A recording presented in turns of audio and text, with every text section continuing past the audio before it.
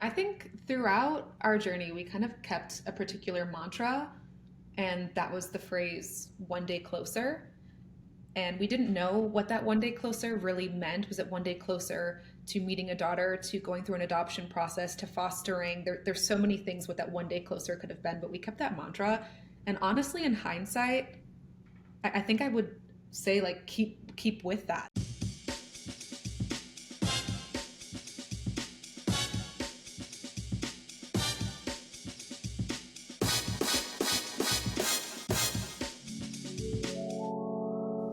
Demi and Tom Schweers, welcome to the show. Thank you for joining us today. Thank you so much for having Thank you us. for having us. Oh, our pleasure, our pleasure. Can you just tell us a little bit about yourself, where you guys are from, what you're doing, and yeah, just a little bit about your life? Yeah, absolutely. I'm Demi, obviously, I'm Tom. and we currently live in Pittsburgh, Pennsylvania, by way of Arizona. It's kind of been a mix and match of where we've lived these past few years, but this is kind of home base now, and we just had our daughter almost 4 months ago, which is wild. It's crazy. And we are in the social media space. Throughout the past few years, we've been sharing our journey with multiple sclerosis and miscarriage and our IVF journey, which ultimately led us to our daughter. So that's kind of about a little bit about what we do, mixed in with some, fun and everyday life sort of things. Wow, that's a lot to unpack right there. How did you start your social media platforms, and what made you guys decide to start, documenting your ride, so to speak, your adventure? I'd say it was mostly by accident. We just started, it was kind of after the pandemic, we got an account and we posted a couple videos, and one of them went pretty viral, and then it was just silly videos that we'd post at our house, and it started to gain some traction, and once we kept getting bigger, Demi was like, you know what, maybe I'll go full time with this thing, and she dove in, and I have a full-time job, but Demi quit hers and is a full-time content creator now. And what were your jobs before this, just out of curiosity? We actually have similar backgrounds. We both went to school for education. I used to be a first grade teacher, and Tom taught middle school and high school English. Yeah. And then from there, we both went into sales. And then, kind of as Tom said, during after the pandemic, as our social media started happening, it was shortly after my diagnosis with multiple sclerosis, and I was in outside sales, traveling a lot, and it wasn't conducive with my health. And at the same time, the social media was kind of taking place, and we took a leap of faith. So that's how I got into this. And then Tom is still in sales. What role does family play in your life? Oh, it's everything. Yeah, I definitely think so. I feel like even the past few days, we've been with family every single day. We both come from larger families. We're both one of five. And when we first met, one of the first things we talked about was kids in the future. And it's something we both always wanted to have, a family unit of our own. And the journey that led us here to create our family of three was definitely tasking, but it was something that we both wanted so badly. With social media, and I'm sure you guys, it's a huge part of your life, of course, but it can be difficult to balance being real with your audience and keeping a positive tone. How do you guys balance that? Being authentic, but also being, social media does have, people do show the best parts of themselves typically. So I'm kind of wondering, what is the way you guys balance that? Do you want to answer that, or do you want me to? Well, I guess I can start, and then if you want to take it from there. But Yeah. I think we kind of asked ourselves, like, what do we want to put out there in the world? And we always want to cultivate community as much as possible. And we actually go on, our main platform is TikTok, and we go on TikTok Live, which is just, broadcasting whatever we're doing in the moment out. And that's a good way to actually get to know us as people, instead of just putting out the best of us and everything. So that's a good way to cultivate community. They see what we're doing on a daily basis. And I'd say we go on like three times a week and just talk to people. It's definitely slowed down since Nora, but true. Absolutely. We try to go on as much as possible. And even with the videos we share, although some of them are definitely, they're all under a minute, closer to 30 seconds, we put out some silly ones that are just kind of quick. But when we are sharing vulnerable moments like multiple sclerosis and talking about our miscarriages, talking about ectopic pregnancies, about IVF, we kept it as real as possible. We really wanted to showcase what those things looked like as to people going through them. And I feel as if those vlogs and those mini videos showcasing that, we really tried to keep it as genuine and as authentic as possible. That's amazing. And obviously, you guys have formed quite an incredible community who have responded to your authenticity. And so they really like who you are, and they're interested and invested in the story of who you truly are.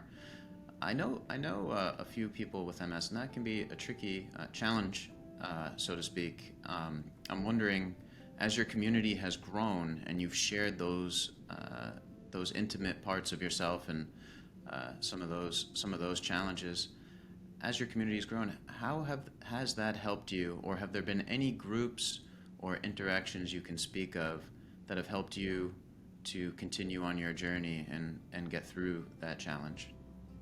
Yeah, absolutely. I feel like when we first started on social media, the MS diagnosis was so new. So we would originally go on live and kind of talk about that from time to time. Yeah. And I feel like the people who started following us early on also had multiple sclerosis. So it was a really great community for me to meet other people virtually who were experiencing it, and for Tom, as a partner of someone experiencing it, to get to know other people who were as well. It created a really nice community base for us. And from there, we've continued to talk about it. And I would say there's a lot of people within our community who do have MS or a similar chronic illness. And through those social media platforms, it's connected me with some really great organizations, one being MS for MS. And that allowed us last year to host a Pirates game with the Pittsburgh Pirates for an orange event. And we had a whole orange section, which is the color of MS. And it was really great to be able to build those communities and to do something locally here in Pittsburgh for the greater good of the MS community. So it's been really amazing what we've been able to foster and the people we've been able to be connected with through that.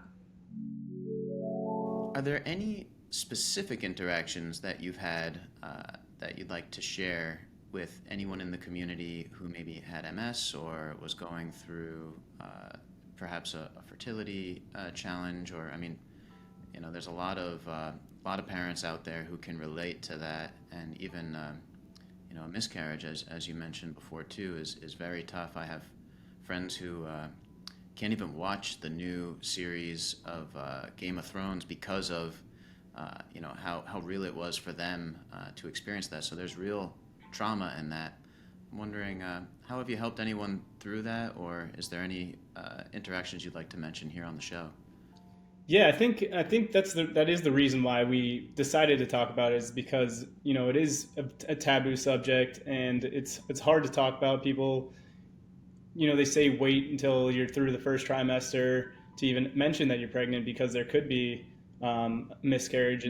But then we thought, if you do experience that, you're going to be going through so much that you want people to be there for you.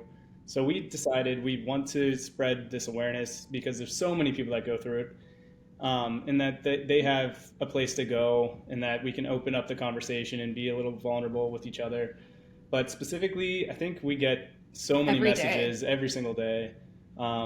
People talking to us, wanting to share their stories, saying that we inspire them, but just like help them. We're an outlet. Moments. Yeah, help them through the moments. So it's almost every day. It's every single day, yeah. And even people just sharing their stories, people update me on their journeys as well. And they, I think they update me a little bit more than Tom on my particular Instagram account. But there are people who I message all the time, and they're keeping me posted on their journey, keeping me posted on this next transfer or this next step that they're taking, and asking what our personal experiences were to help them, navigate throughout their journey. But as Tom said, every single day, and we really kept it open for a place for people to come to share in that.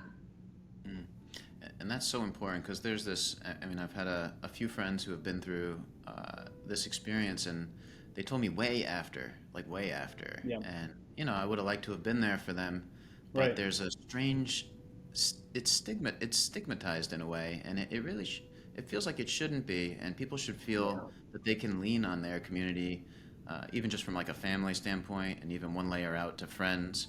But it seems, you guys have done the next degree, which is social media as well. So I think that's super important. Yeah, I couldn't agree more. Yep, that's exactly what we intended to do. Knowing what you know now, all that you know, and it's a lot. You guys have been through a lot, and you've grown an incredible community. What would you, as a piece of advice, give to your past self to know moving forward? I think throughout our journey, we kind of kept a particular mantra, and that was the phrase, one day closer. And we didn't know what that one day closer really meant. Was it one day closer to meeting a daughter, to going through an adoption process, to fostering? There's so many things what that one day closer could have been, but we kept that mantra. And honestly, in hindsight, I think I would say like keep with that. That really was the driving force during that time. And I feel like that's the exact same thing I would tell myself a year ago is keep going. You are one day closer. You're getting to that goal of having the family you want. Yeah, especially through all those IVF injections, day after day. Yeah. It's not fun. So if you have that mantra in your head, it makes things a little more manageable. Yeah. I love that mantra, the one day closer. Mm-hmm. It could really be applied to anything. It's true. No matter what you're doing, if it's another day, you're one day closer to whatever Absolutely. it is that you're going for. Absolutely. I feel like it's so universal in so many different aspects, and it really helped us throughout that time. And I kind of still apply it to things we currently go through, and I probably will continue to in the future as well. Are there any unexpected moments in your career that you're especially grateful for? I would say, let me think. I think the fact that we both were teachers to begin with, it kind of set a great foundation for who we wanted to be and what kind of relationship we had. And I feel like as teachers, we are able to relate to all these different types of people and different types of situations, and that's kind of helped in your social media and then in my business background. So I think it's kind of cool that we both started as teachers and we met as teachers, and that was our foundation, and it's kind of grown from there. Yeah, and tying into that too, like as we've navigated this journey, people started with us with one phase of our life and continued on to the next phase and the next phase, and now here we are as parents, and we're going to be real and vulnerable about those experiences. And it's not always sunshine and daydreams. No, oh my gosh, absolutely not. And I feel like the reception that we have from our community it's always so well received, and I think it is because they know we're being honest and genuine with that. So I don't know why I continue to be shocked with how supportive people are, but it's definitely like a pleasant surprise to be met with that every time. Absolutely. And if I had to guess, I'd say, life, it's kind of like a mirror, right? You guys are holding up this authentic, positive movement to your audience, and then they're mirroring that back to you. And I think what you guys have done so far with that is incredible, but the future probably couldn't be brighter, and I'm excited to see where you guys go with it. Are there any future projects that you're looking forward to that you'd like to mention here? Locally, we're working with the children's home. We went to a benefit, that was in April, which is a really great local resource here in Pittsburgh that helps people with medically fragile children. And it provides kind of a second layer from leaving the hospital before going home. And we went to a benefit of theirs called Shake Your Booties in April. And then with, of course, the birth of our daughter in May, things kind of got a little bit fuzzy, but we've been getting back in contact with them to do some volunteering locally. And just the outreach that they have in this community is so great. And it really hits a specific group of people, and it's so beneficial. They have a foster to adopt section. They have the medically fragile section, and they also have an education program from birth up through high school of children and young adults navigating that who have medically fragile needs because they wouldn't be able to go to a regular public school, and it kind of allows them to have that school setting while also receiving the medical care that they need. And none of the families ever have to pay anything. which is great. Yeah, it's a beautiful organization. We're really glad to be volunteering with them and helping them out with their mission. Oh, that's wonderful. Honestly, I think it's not a bad idea to have that for children that are even. I'm always surprised that and as you guys just experienced, you have a baby, and then you walk out a few days later with the baby with no. It's like, are you qualified? Like, is anyone qualified? They're just like, they're going to let me leave with Right? Crazy. brand new life. Like, it just seems like, no transition. We just go straight home. Like, that just seems like ultimate trial by fire. Just it's trial wild. by fire. Exactly. And now you're just home with this new little girl. Yeah. Then you're sleep deprived and you're recovering and you're figuring out all these things. It's definitely wild. There should be some transitional place just on a regular basis as well. Is there any message or advice that you'd like to share with soon-to-be parents who may be struggling with infertility or multiple sclerosis or both? I would say you have to be a team. I mean, Demi and I got so much closer, thankfully, through this. It was very, very difficult on both of us. And the way that we got through it was just honesty and openness and vulnerability. Like, I think we had to have many conversations that were very frank and hard to have. But once we had those, we knew we were in this together. Really, nothing could break us from there. So it was all about communication and saying exactly how you feel. Yeah, vulnerability and communication, as you said, are huge. And the other thing from my perspective that I would say as the person going through it in the medical sense is be your own best advocate. I think no matter the reason that you're seeing a healthcare professional, they might be the professional in what is in terms of medicine and their profession, but you are the expert on your body. And if you feel that something isn't going right, or you feel like something needs to be discussed, be your own best advocate. And it's okay to switch teams.